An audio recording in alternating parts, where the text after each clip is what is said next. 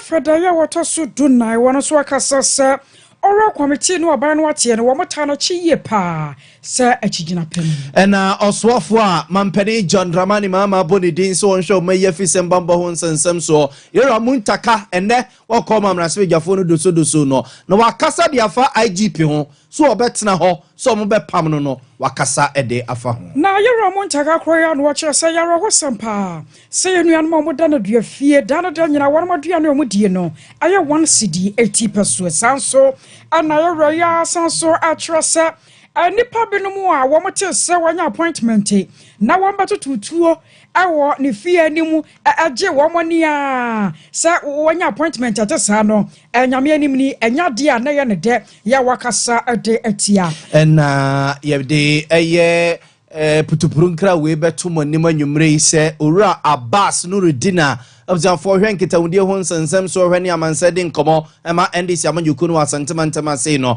anwumre ya mampani John Dramani Mama bonidin se onko pene kwanchefo a obehwe social investment fund so yebekọ na adwuma potia wo kwa akoye no yedidi ho nkomo anwumre abana ngoma hyiamu a yero har na dwesu wala na kwakoro so so for several dia todwo se nyame ya domo a wamba wasa solar energy beko suku ahodo nyina mu na aboa ma honkane so atumi agina so aban ayibosomi esi ho no so mo ba be yentotie no ne Ghana me yedi nkomo ne amanfo pie no a edi nkomo se anyambia no ECG tibie wo mu sesei no ɛho behia se aban ne betone ana se aban ne bekoso akutekutemu ye bewram na committee no a wo mo atie ene brekura wo mo hye wo madwuma ase ene eniema wo medi ho nkomo no ye de abramo nyumre ase beton na se yanton wo no brana da che na be kire kwa ba na sanu a wohia se wapom de no wotimi kire mu woni abiem so obi anka bia wo so watumi aka bi pa 21st clinic na siateka expert abusia won maso ya sene kohwai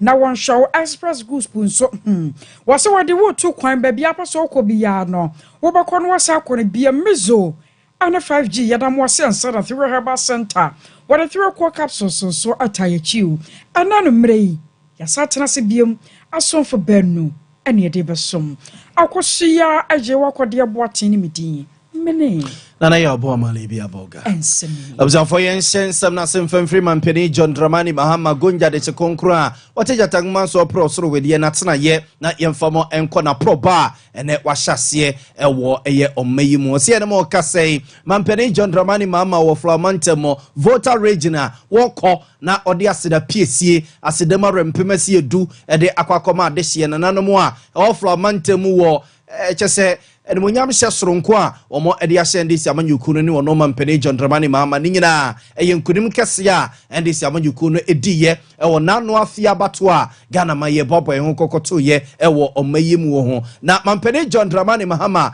ekodru Parliamentary no ena woda nanano mase na wahye omo bose kese ene monyam hye soronko a omo ede ahye party no ene gidie soronko a abre bia omunya ewo ndisi amanyuku mu no omo emomo sensifom se efri afia pem ahankro ede okono mienu 1992 a o my Ghana ye gitu mu se ye democracy be ye adwuma na kabima menka bia ye adwuma amada sani akoto santere wandogodogo lade ni kokromoti power akoto aba no adehye wo Parliamentary Volta region wo monane wo machi mandisi amanyuku da na mampeni John Dramani Mahama so mobo se afi we de he mpuntu no ebebuso e Volta region ene ne mpotamanu ntiri wa so mobo se ho airport no a ne penso hyase a ene anwe ne se a asa ye agiagu no wode ahoden soronko e ba bewurama momato mo nsa e de afri ho ena biem so no ketasi defense project ya na nka woso mo ya o mantima nti o mo nsa mfamfiri ho no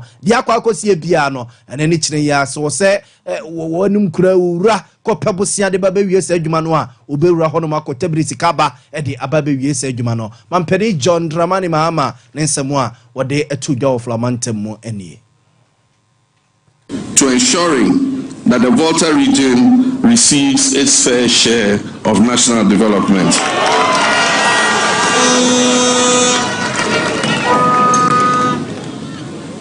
Our objective to reset Ghana begins here in the Volta region.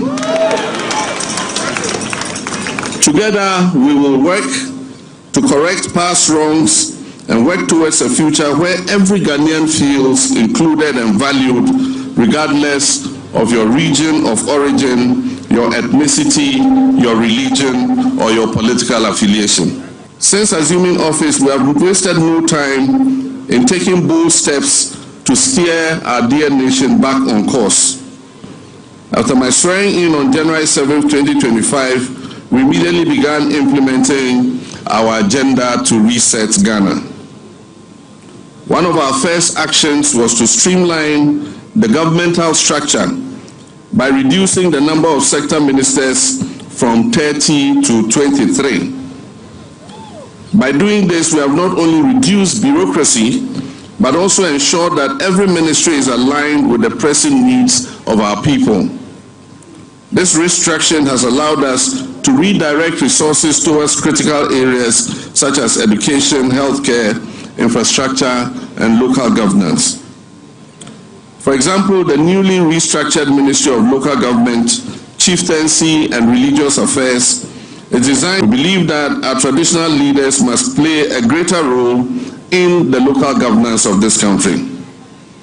We also believe that development is effective when it is community-led, and who are better to guide us in this effort than our chiefs who have been Abzafonti weye mampeni John Dramani Mahama yetene kanana wamana nso a sebeka sene nso a afi etwa mu no arehosem bisi ewo Parliamentary emra akosombo sutade no mabusuo na edu baby na wosempenimfo bi etum ema nso ne bi etwifa soko no ewiase na amanfo fie amanfo adan kyesa amanfo agapade nyina de omo de adwirigu fam na adwiragu de ono so nsuo no papa pa omadan so epepa bi dan so de ono so na agapade nyina eseye dodo no abesi ne wo mabrabo wo mo ehu ano mampede John Dramani Mahama duru Parliamentary Volta region no wo so mo bose empatasika bi esefata se ye de masafo no a wo mo ekodi nsenseme no na ban ya ban oben tutuye amasika no wo mo ensaka amo mabrabo asipi asitabio. Education and sports infrastructure would also receive attention. The Regional Youth Resource Center, which has been left to deteriorate, will be developed in order that our young people can develop their talents. In addition, we will fulfill our promise to build modern prototype markets in the region, such as the one we have planned for Aflao, to empower local businesses and international trade with our eastern neighbor, Togo. During my campaign, 3 pressing concerns were brought to my attention: the sea defense project along the coast of the Volta region, the Keita Port project, and compensation for those affected by the spillage from the Akosombo and Pond dams. The sea defense project is not just an infrastructural project. It is a lifeline for our coastal communities that continue to suffer from sea erosion and flooding. We will ensure that this project is expedited in order to protect lives, livelihoods, and property. I've asked the newly appointed Minister of Transport to review the feasibility study on the Keita Port project and brief Cabinet as early as possible on the status of this project. We will also ensure that victims of the Akosombo Dam spillage are adequately compensated and that measures are taken to prevent such disasters in the future.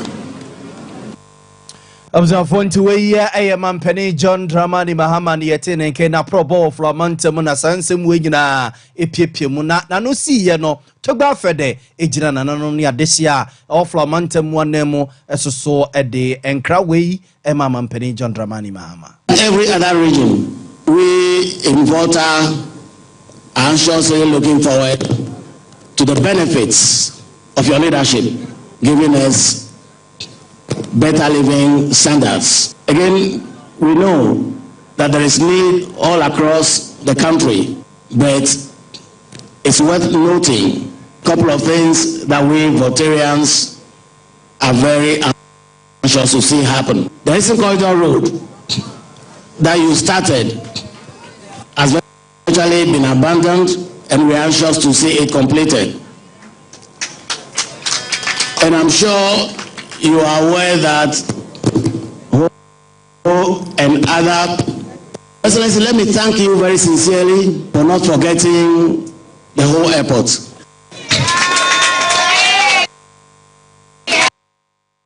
The way I took back for the social Nijina and anomaly this year for a month and one name a day and cra a money man penny John Dramani Mahamano.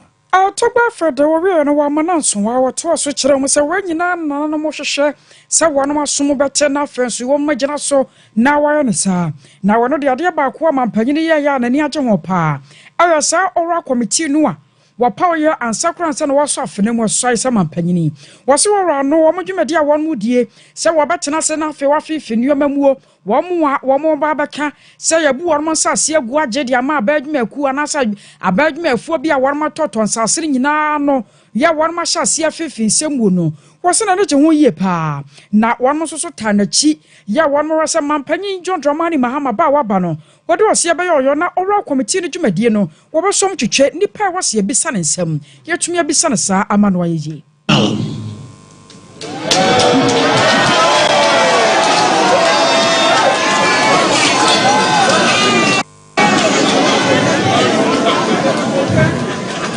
was great news for all of us. It's bad enough to suffer, but it's worse to know that you are suffering because a few people think they deserve all that the state has to offer and get themselves involved in a desperate scramble for our limited resources and our property owning democracy. We support all your intentions, all your plans to retrieve everything that was lost. Funds that were stolen, lands that were stolen, buildings, and etc. Your Excellency, you have our full support. I was aware to bear for the year what so do nine. I have me fear your was ugly state. One of I'm not be a chum one your president at the National House of Chiefs. For young for more and free man penny John Dramani Mahama na probo di akwako pie flabante mo ensense mo neja yan for more and commerce legifim sani ye mo ni mo sam man penny John Dramani Mahama gusua ya wo pa na so afo ne na krachefo ene mabawa opeso mo boa no na be mo sese maniema etutu yi neja nkwankomu a edi wo me yadese no ene metima totofo mu amamanfo wo mo kodwomu a wo metima tonyema ni bi ma wo mo soso wo mo ton no amanfo etimi ato man penny John Dramani Mahama nje bia ene wo ye CCCC dadako kata bunkutu pa oyi opani muntaka se mraseljafo gini tumu a wanko yeso afo behwe o maye fisem ebambo ho nsensem so ene wako mraseljafie ma mraseljafo no toto na no doso no a na edu ba bi nsem bia omo ekobusa no ekogina IGP Dr. George Akufu Dampare so obetena ho so wontena ho ene police adwuma mu mpanimfo binom ene prison adwuma Ghana National Fire Service immigration nom ne ho mpempra wade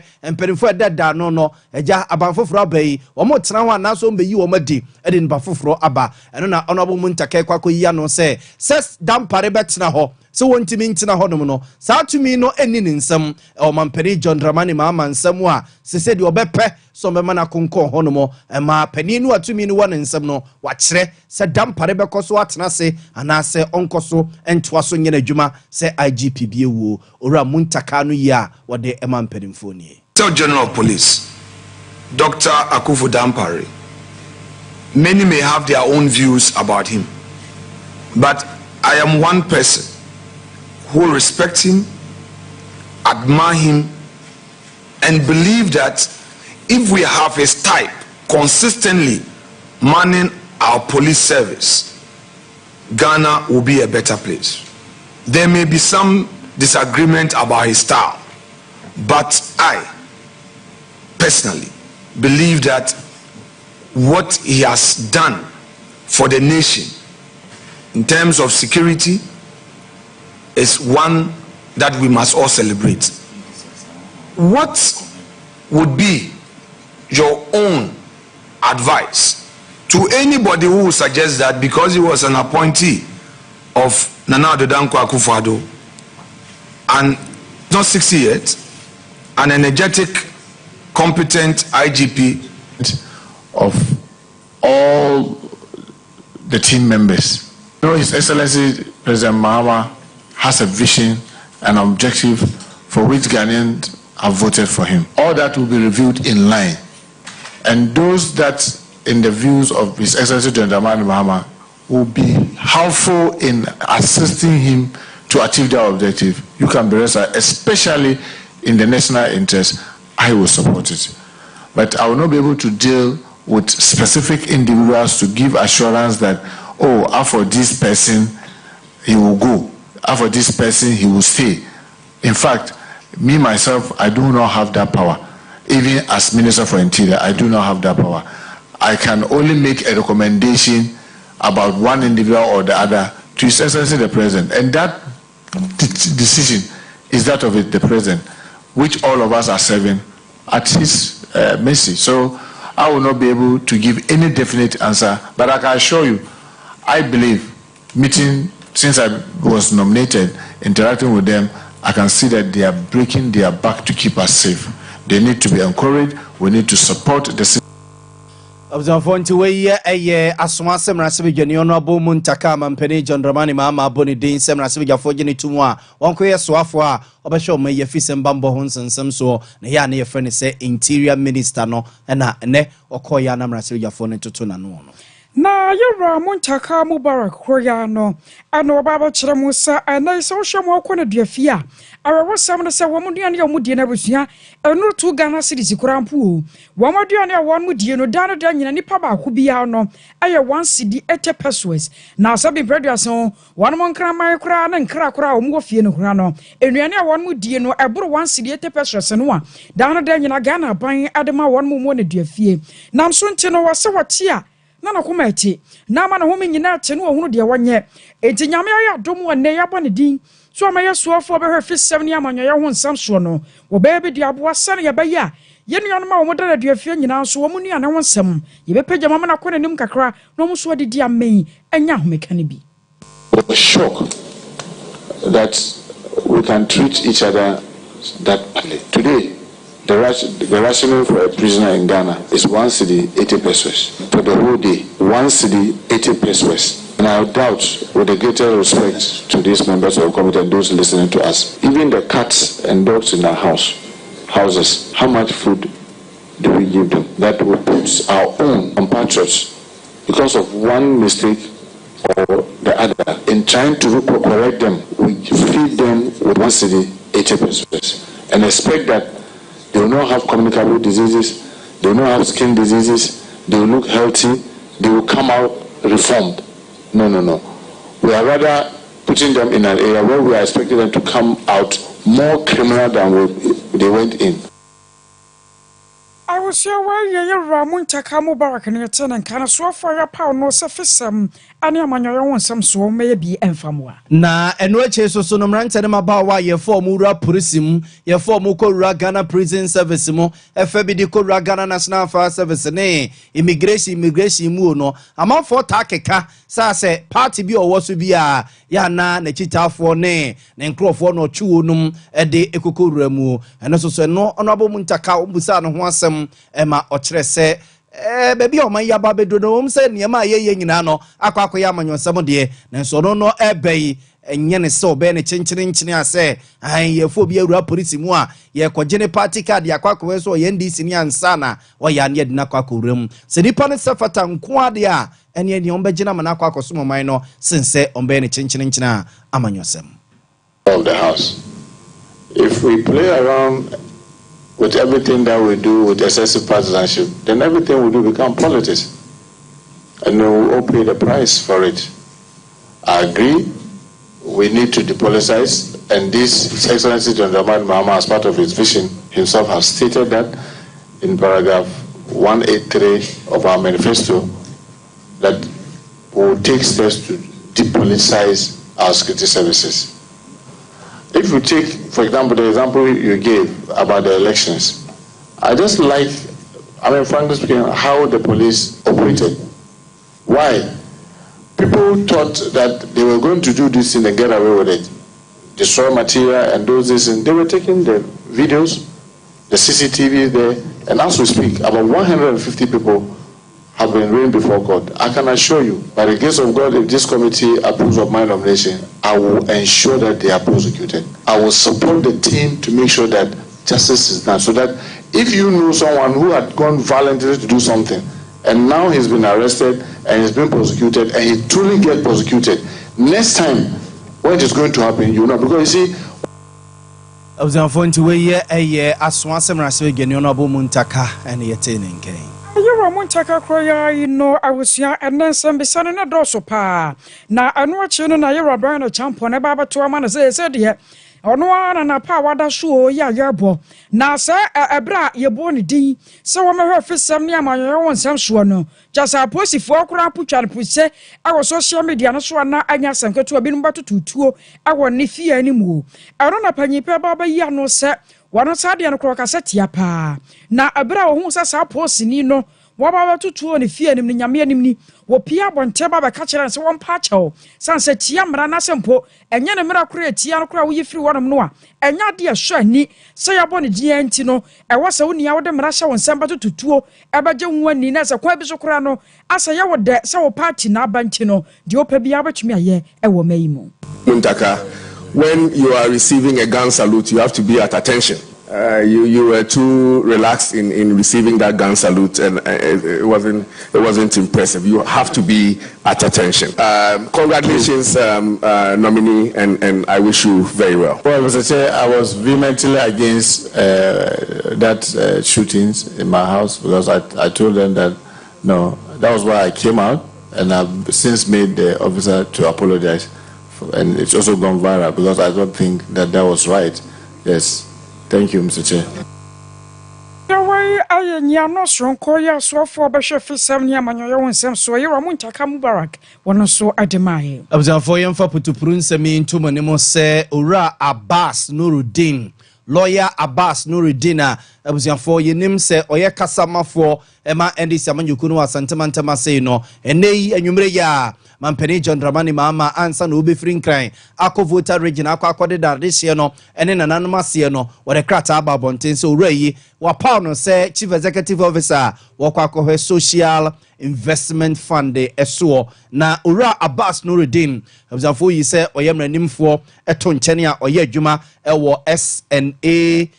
Law firm a Kumasi Bonteso Tunchenia, Ninim dear, a war a year into 2 year no, a concan pa, and unti a Jumaicobia, yeah, from say a Christ Vig Company Limited, ya, a bar a coin ye, and ya quantempo on somewhere, or more edihu Jumano, Ray, Edi Juma Pibwa, one more pa. In Jenny, Mampeni John Dramani Mama Rese, Nidim dia Srunkwa, wa, Brano, or the yen to your papa, Emmanuel Hudono, Ujidi or Richimon Sequa, walk on Wakako Social Investment Fund the Suono, a Subaban for so a day a bre or May. Observe for a Yafia Pem, a hound cno, and your cno watche. 1998 and I'm paying for a you know my god I'm running chairman I'm running constitution so 18 teams edwumako ya e ba no eye sikabotinia e gede kwakotie baabi ama awo ene si ho ababa ho a ho sa edwumadie nyina no sa edwumako we na wo mo ani eku ho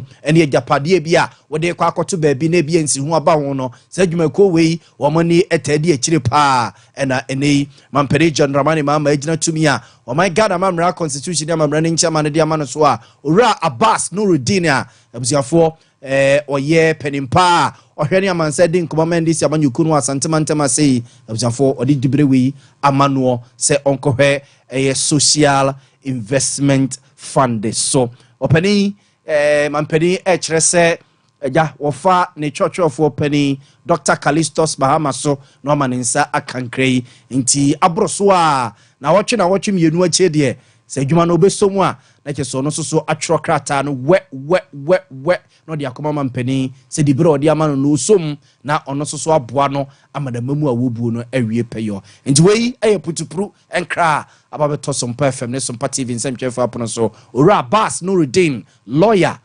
I'll shank it out once and some many Samanyukuno, I was Santimembuno, Sisi Mampeni, Eddie the Brefo Framano, Social Investment Fund, Woko, na wakwa akɔhwɛ ɛso yɛntoa nsɛm no so ɛmfa ɛmamo yɛde mo ɛkɔ atenaya ɛhwɛ ɔmɛya ho ne de ho nsɛnsɛm mu na abusuafo akɔyɛ ake uba yɛse sɛ ECG abanya wɔbɛtɔn wɔbɛka hyɛ ne nso amampanin na nado danko akufo adokra bɛdi adeɛ 2016 no mu ɛde bɛwura ne 2017 no mu no ECG wɔn ɛdane de command nkrofo bi ane from sɛ PDS ya emu nsam no deɛ bebrebe na ɛkyɛ fried rice mu nneɛma ɛne akatia ho nwimpo ɛmfa no ho ɛma kyɛseɛ kɔtutu na srɛ ne abasa ɛkɔtwetwe yɛ wiase no ne kyɛseɛ sɛ ɔma mfa bra kwan so ne kwan papa so ɛne to ECG no a aban sa akɔ wotiriɛ ɛde efiri wɔn nsam sɛ ɛho akɔ hia se yesa so tone ama ankrankra di omusika ebebehye mu eno osoafo a ohwe omeya won ne ho nsensem aba foforo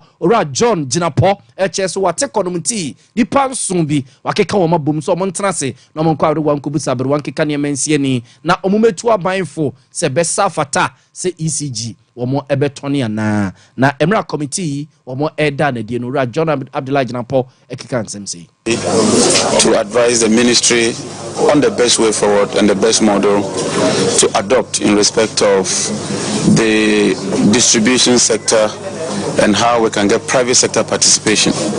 Let me assure the nation that we have not taken a decision to sell ECG. Ours is to ensure that we get the private sector involved, and we also want to place emphasis on local participation. We want this to be done in a transparent, in an effective, in a responsible way. The committee is supposed to consult all stakeholders, the workers, the staff, the unions, consumers, industry experts, and all those who matter.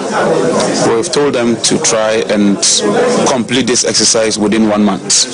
And let me assure and re-emphasize that this exercise is not just about ECG. It covers the entire distribution sector, including NETCO. And we want a very competitive, transparent process so that we can turn the sector around. The energy sector is bleeding, and if nothing is done in the shortest possible time, the sector will collapse. The debt burden is over 3 billion. The inefficiency is beyond imagination. Even as we keep the lights on, I want to inform Ghanaians that it's taking a lot of effort and a lot of resources to keep the lights on.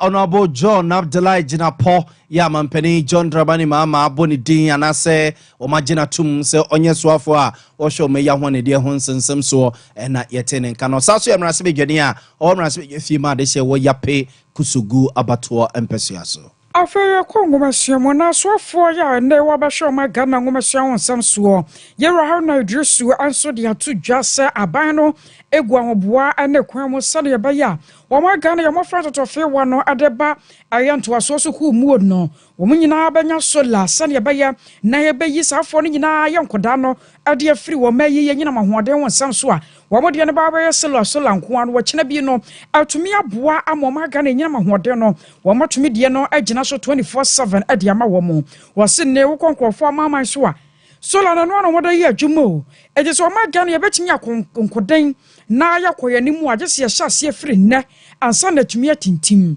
eniti na ban no hyase a wo sese agina ye no sankoda no nyina solar energy no e betumi aye bi amama wo mu osuku ahodo mu na nkane na gina so mo matumi de ahia de computers ahodo yi won matumi de aye adwuma sadio man no yabase o mangane ye wo asua sibi kokoye ye rahor na idrisu ebro na panyipe wo kasa no sei na nsem no obroso. We will have to expand access to broadband infrastructure generally. In Ghana, we are all used to a major service provider who provides you access to internet. You don't even have redundancy for our purposes. We need to extend fiber and broadband to all educational institutions, in particular public tertiary institutions. You cannot prepare for an AI digital literacy future without internet connectivity.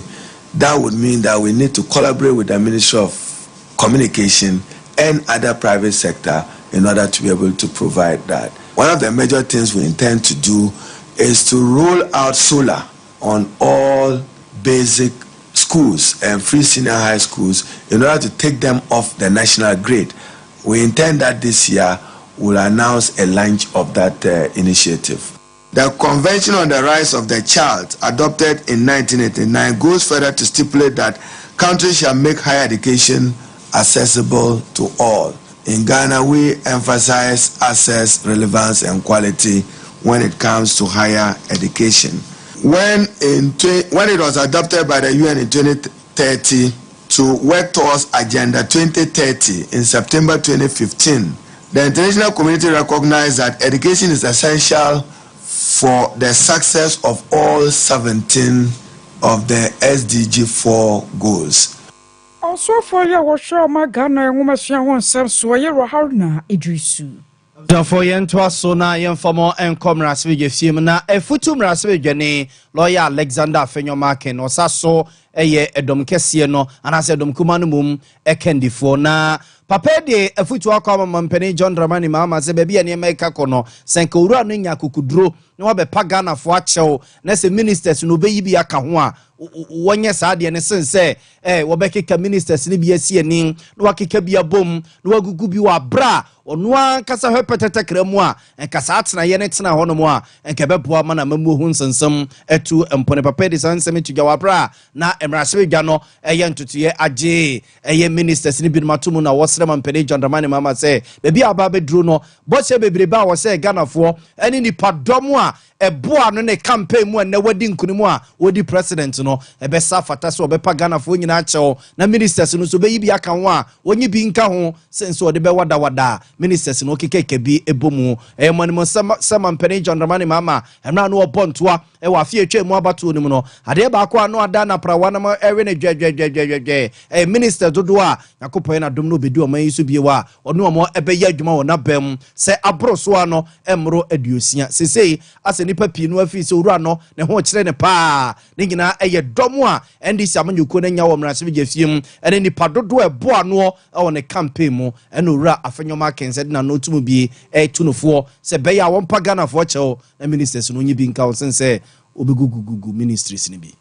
In this house, that law makes it mandatory to have a ministry for national security. I refer to Act 1030. We've had so many appointments, but we are yet to hear of minister designate for national security. Only yesterday or so, we got this notice from Mr. President about the Interior Minister designate.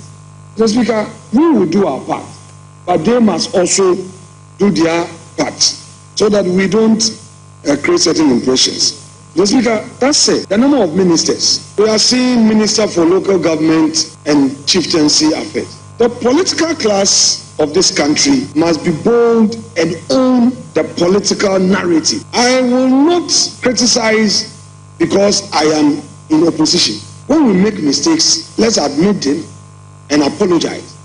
60 ministers will not help your political cause. But when civil society comes out with the narrative, as if everything is done by the political class, instead of us boldly explaining to them the intricacies of politics, then we also fall for the trap.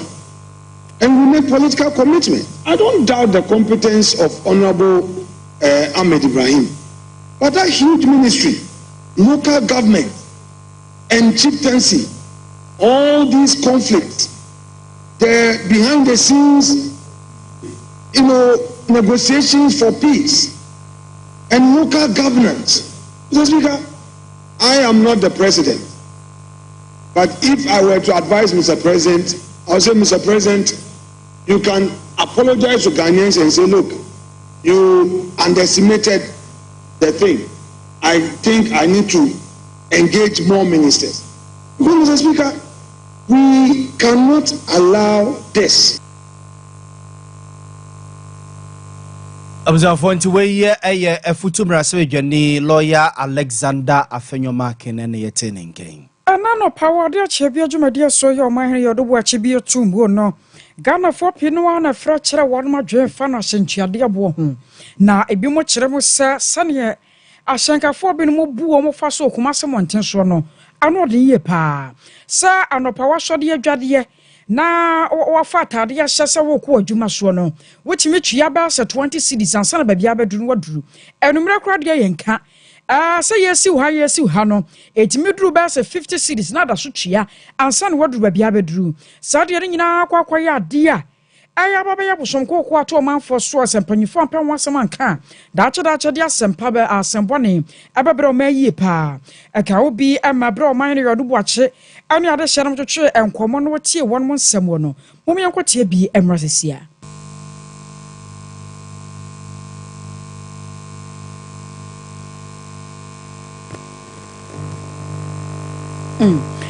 Abusaya ba humadati asabaka ne no dia ma wona eno wachi no Ora Samuel Amua, wano ya kasima forward the chede ma GPRTU, wano so akasai echechi mwene sha sonkwa, wamudi agwa kwa musani ya baya nasa apoba sonkwa yakosui etubicha.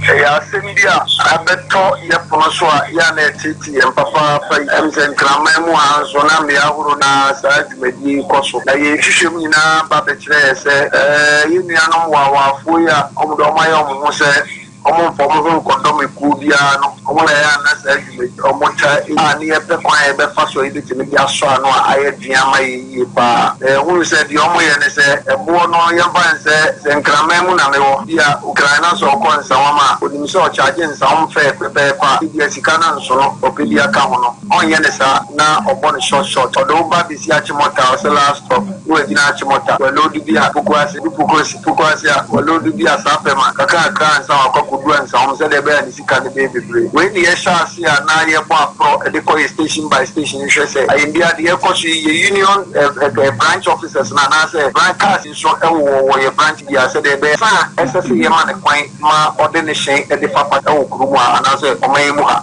Nasam brains, which I say, you be not so here, Juma, on can you be a CC on the Edinukujina, a brain for the Manas, Edinukujina, a court, Edinukujina court, I see a bond. Do a bono, as I say, it may fine not less than 25 penalties, and now so say 3 months treatment. A woman, in this India, a motion brace, so motion no one for Sulu. To be our points, national union, India, it's Mitchell of the United States. I must say, the air cost, yeah, now you can if you say Yankasa as GPR to another Shankafu, say Yankasa Yajuma. Our passenger for the do SSN can be also mobile state of a car, the Pina, goes on the Jinaquano. No be a better than the corner. So one of my teams, so many big super ya passenger phone and Casas, and passenger phone in RTS. This is the recognized SSM Peka, Mekwa, and Yumina, and Ubian Kujina, and encourages our Fuya. Casa, you may be to be Chaka, and Nina, not yet giving Casa and Shehan. As I say, Church on Kata, and the ma, a police and Juma Kunin, Peninfua, almost so limited. So, Bobby Masha, no Mapuani, and Shady, Yamu, the account, the I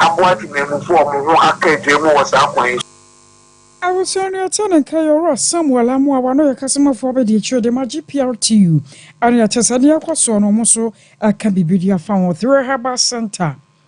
And only I come for the Amawa with Yadia son. I will travel down from my surgical shop be a Boraho. Walk I was whooping cocoa drone be a tone, born on your tin cry.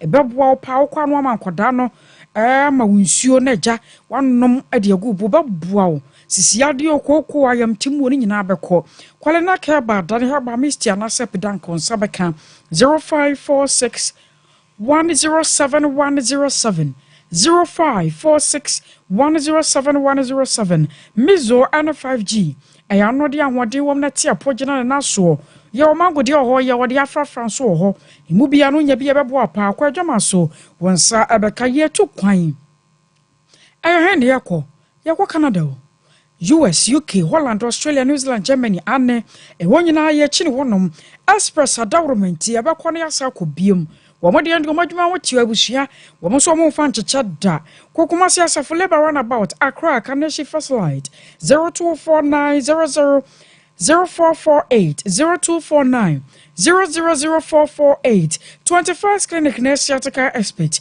wo mobile na Siatica nyina ase atu e de free wo mo na hya ase na nkrofo hia enti wo pepe bi papa sciatica yadeɛ no yɛto ɔsɛde firi wɔn mu a ɛyɛ 21st clinic Kwakumasi Shova City Junction Obuase Council Quarters Accra Dome Market Sunyana Nkranza Techiman on Sabaka 21st clinic Nania Doctor 14 Komo 0540 311 0540 311 311 Yejina so na ya dan hotel yeba ebekwa futu won so NDC echitafo ni bi won ma hyase abusua won mo aya ya nneoma bi sa appointment won mo sanka bi ewo yebekwa ne ho nso nkyiremu ye dia beso 21st clinic aye sciatica expert sciatica no o nerves na wo to ase na fa wo siremu na fa wo nansia besi ase ho no se ho techema eno ene ye fa ne sciatica na etimi bubu o to ase ka wo se dwe wo sirem wo je ho ba bia enye na no na 21st clinic ba ye adwuma pa wo mu yenti abasobo o magine wo Ghana ha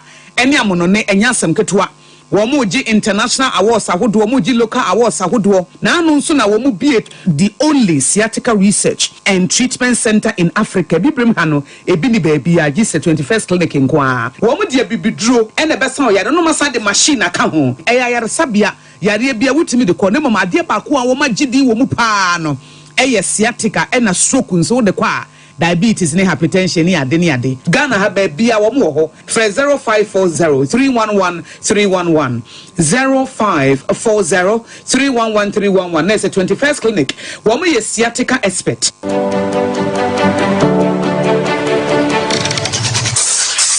Introducing Mixer 5G Sparkling Drink, a whole new refreshment in a can. Mixer 5G is a tasty non-alcoholic drink. It is a perfect companion for all your events, including parties, weddings, and funerals. It is made with green tea, ginseng, guarana, grapes, and grapefruit. Get refreshed with Mixer 5G Sparkling Drink. For bulk purchases, contact 0246 270 221. This advert is FDA approved.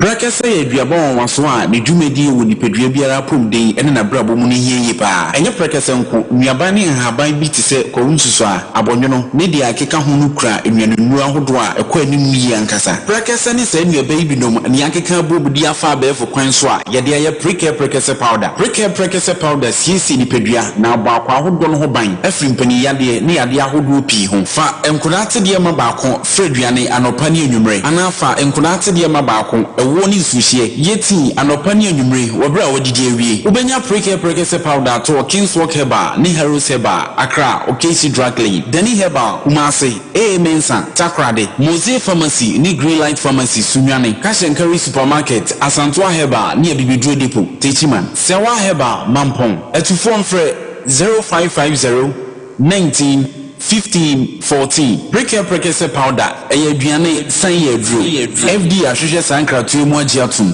sewa me hu acho me nanu me bisa ekwa so kwa brochu Kwaku afei na mebeko men krata krani eni me ma connection man for den kofo sika aduane no wanya otedidi musa no Express Group Adalmenti akwenti aye for opese oti kwan kosua de a Express Group do be call mind to say Canada, US, Australia, UK, and Germany say a tour and as a visiting so Express Group do be call Dubai, Canada, US, Australia, and Germany. Mo ampeso mo tu kwan koye adwuma so obetimi de wako Dubai, Qatar, and as South Korea. If you also want to take international tests like SAT, IELTS, TOEFL, GRE, GMAT, they can help you pass easily. They can also help you secure a good job in the UK. You should make sure Kwai Kumasi Asafule by roundabout Accra so Omo Carnation First Light Tema Omo Community 18 Lashebi Girl Filling Station. From Omo Macho for ISO 055 555 0067 and 0249 000448.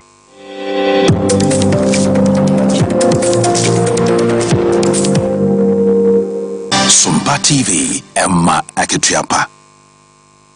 Na for esaso so mama kwa ba biuba Sompa television ye nwumre no nsia kase so ye nto ansem no so mfuma mo na ye mfamo enko ensem fufurum na achechefo mo kira de we yesu aponsu apon hodo no mo ekoi ene wo mo enuaba sisi wo ye vice president wo mayemu Professor Ginano Pokwachiman Kobotu umai kakra ekobobo mo hiasem so de ntia me kase Professor Ginano Pokwachiman eyo mo nuaba eye sa acheche adwuma ya wono mo eyeyi ewo yesu aponsu apon hodo no mo adwuma ni bia na Professor Ginano no poko adwuma no wo ya wo de enemu ko ye oba odi kan a wo ye vice chancellor okoda eye Cape Coast University nano a ene wo didi mu akrakra mu a o mai wa ya abakosem soronko a wakoye oba edi kan a wo ye mampani abedi ye chiri no mukosi ya no no na kesa chechefo no mo chira de wo yesu aposi apawudu no no ene ma bia ekotia wo mu wo madwuma yem na ne ba bi susu ekoso wo mayemu a wo fi se entwe ye galamsi asem ye bambo ho nsensem edu ba bia na ye huni ti huni na ye ne nyina wo kobobo so kakra ene na ekodwendwene ho a wo echeso mu ogidi wa resimu se anamontu obetuo no ebeboa mayemu adwo mayi susu no ene ma atoto yi Professor Mamudu and a president ya wada University Teachers Association of Ghana kuna noa ye fene se Utah gen koma one year boy yemromane Professor Genano Poko Adjumani share ye any. One of the challenges, the first topmost challenge that we are facing is infrastructure. Who are lecture theaters more? The number of students that we are admitting is far outweighing or outspacing the number of lecture theaters that we have, and the spaces that we are supposed to go for laboratory work and all the rest of the training that we are supposed to give to them. So here is this hard issue. Excellency Nana Jema Pokwajima.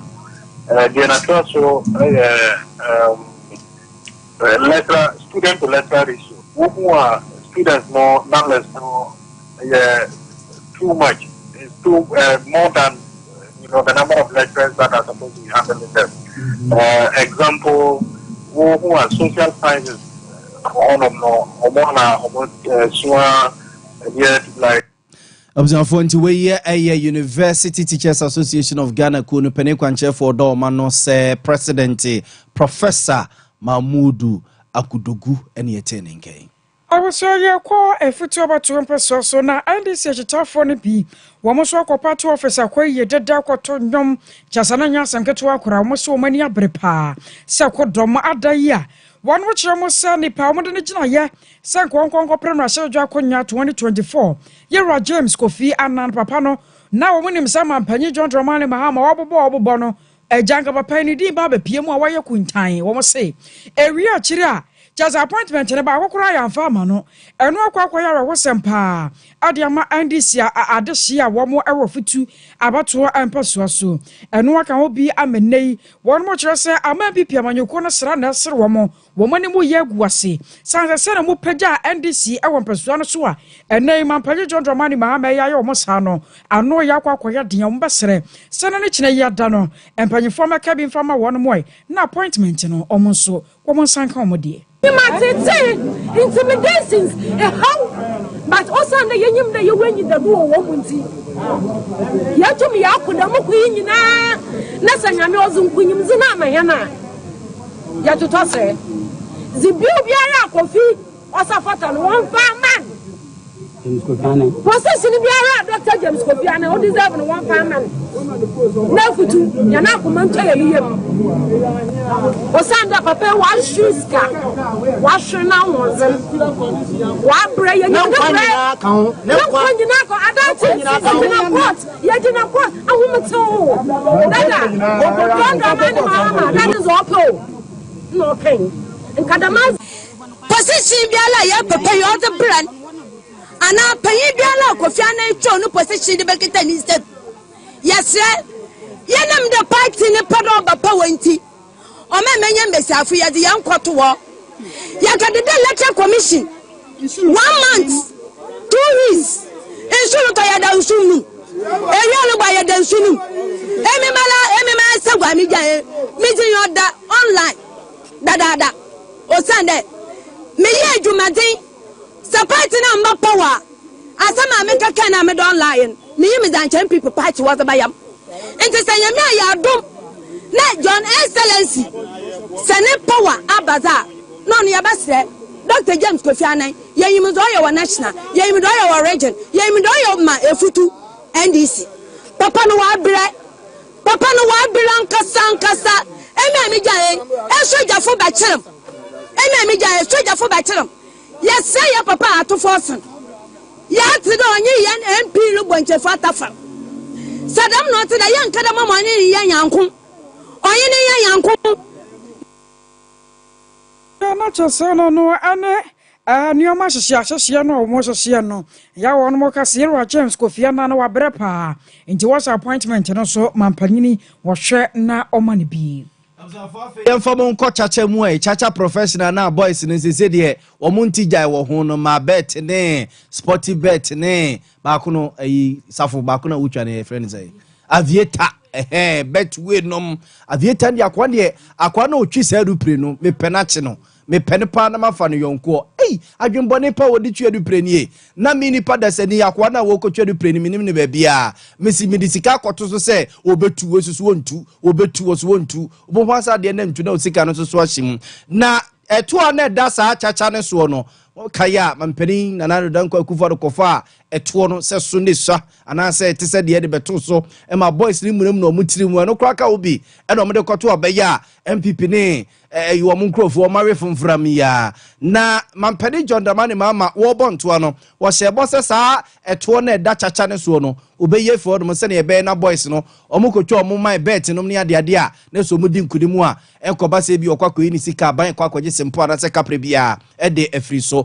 Na Equabi to Mampedi John Damani Mama for some bestreno, Sebeya. Sa chacha when one for Nensanka, Sebeya crowd one for being Kahum, Nenke no, emwa. Na kebia nke hunu na boys ne kakra na ye de chachasem sa be adem na nche de maba wone begina no enkoye papa we Ghana National Association of Commerce and Industry penimpa ora Mark Bedu Abwaje and odi futu we mama mpede John Dramani mama Tintasi may not be inelastic. That is where if you increase the rate to deter people from personal view, if they want it to be effective, they rather have to increase it. Otherwise, it is totally also of waste because, as you said, it's not going to solve any problem. At least percent or at least 10% also, it will not deter anybody.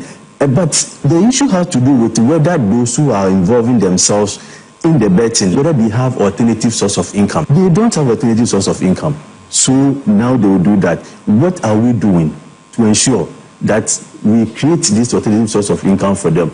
If you bet, you are not adding significantly to the national income. But if you are productive, you are within the agriculture sector, within the manufacturing sector, you are making your money and you're also adding it to the GDP. The betting is, I mean, people is emotional, somebody sitting. Observanti we Ghana National Association of Commerce and Industry penimpa ora Mark Bedu Abwaje. I would say to us na ana woman ya obibi wo mo sasa ko ba no se wadidam ana ho ba bia hyehye ana sese ne honam dua na kwa no sitie no wode no sakra kakra ba mu a na nipa ya yi pamu ko badwamu a na ye pamu ho ye teneten ye nsa na obi ya twene ho ne ade sa ade no wo ho pa awa bibrem amama ya hodo bi no so chichiru ana o ma Ghana emu na aka wo bi ama ekuo bi e France Beyond Benz International one more fat won so nei wo mo ade hye pinu wa kasa de ti no one mo ma hyehye ya wo munam dua no one mo de dam se ye gya hyehye na ba ye ana bibia etesa na mama ya wada no Judith Kato Addison wane manche ankra adohia busua ne kokohia ya no wane won mu di nkomo sane ye beye na sa hawo no aya no mo so famu no won koso antwen hye omumu mu nti nananom ewo ansie duo na eno achi no wafa sa akonya no so eno Ghana fo di nkomo tufo afa sa stigma no a empempi no ano ye de adwuma wo mayimu no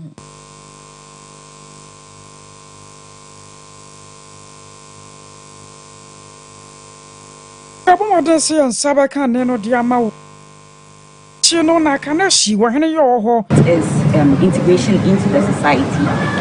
People have to get back to school, people have to get back to work. And in many cases when the burns become so physical, like you can tell that somebody has severe burns on their face, especially especially female. You know, it's very challenging to be able to reintegrate back into the society, get your job back. Who wants to have a female that has facial burns at their front desk?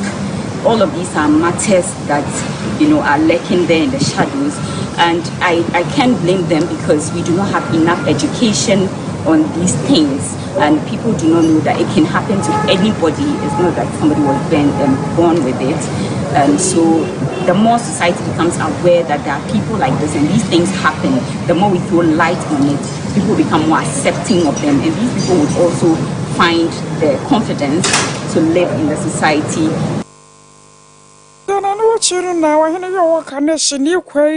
Ashele wano so akasaya wajina manche ankra adesha busuani nyina nemu ya wano so akasaka krasi. Yes, for us, she's brought it up. It wasn't a concern to a lot of people and even to us. And looking back on hindsight, what people suffer at the event, we immediately decided we'll be part of the sponsorship. And so we haven't taken the initiative. We are calling on all other organizations, and we'll be part of coming round wherever she brings a program, where she's going out there, ask for support, especially finance. We'll be there to help her. And so we're calling on every institution, every organization that has a big heart and a good heart to help those who suffered and gone through that kind of trauma should come, join us, and I was so worried. I Kanashi, where your new queer Shelley and not getting came. Observe for nature said the echo Diacosuya and Pitria, Brobia and CNC and Dena Patane Bubono, in Facasian in CSN, and sorry, Emma Kufuri in a pound for Metnas, we crady, or for Monone, or for Lumba nom wohun. Na just one more S. Would me do a cheer, Minya, someone, Sana, and if you may, sorry, how go. Why you couldn't tie?